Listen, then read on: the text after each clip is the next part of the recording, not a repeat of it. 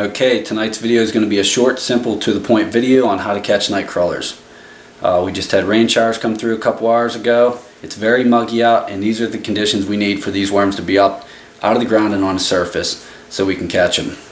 I'm going to run you guys across the table, show you the things that I use for catching night crawlers, take you out in the yard, and show you how I catch night crawlers, and hopefully this helps you out in catching night crawlers. So let's look at the table, head outside, and see if we can get some worms.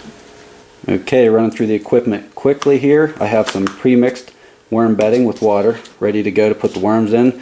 I have my headlight, and you want to use a headlight. You do not want to be carrying on a flashlight if you don't need to, because you want your hands free for picking.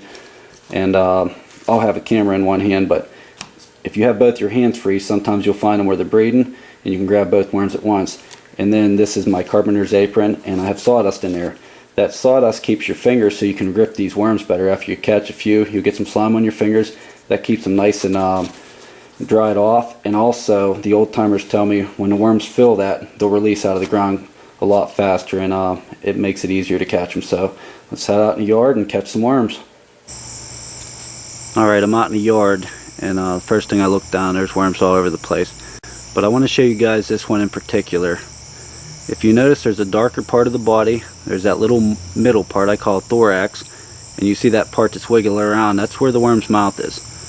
That's where he comes out of the ground, and that part is the part that's furthest out of the ground. That middle part is what I call thorax. There he goes in.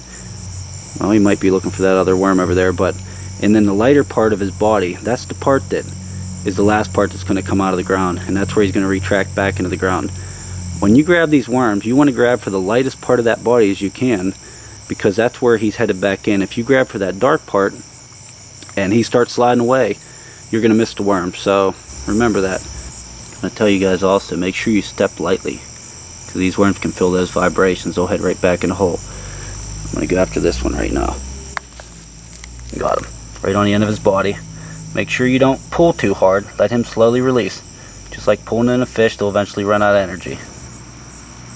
And it comes out, and like I said, if you guys notice here, that'd be the back end of the worm. That's the last part that came out of the hole, and that part right there is the mouth and the front end of the worm. And that's where he comes out at first. So when you grab for the worm, you see how light this is down here.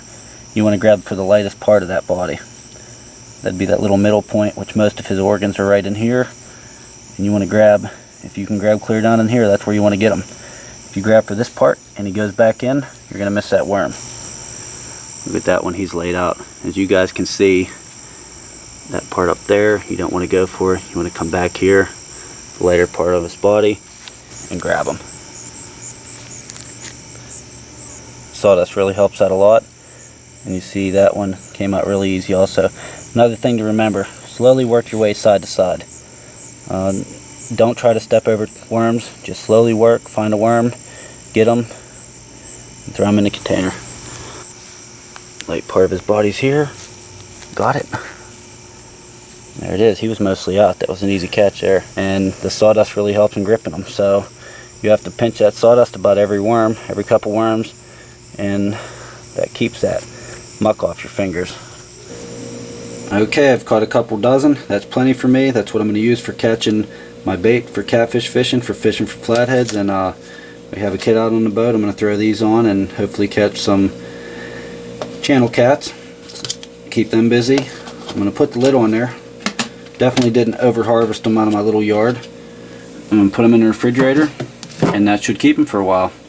You'll want to check on these. You want to make sure if you find any dead ones, you pull them out of there, and it should keep them nice and fresh and nice and moist in that refrigerator. I hope this helps you out, and best of luck catching some worms and catching some big old fish.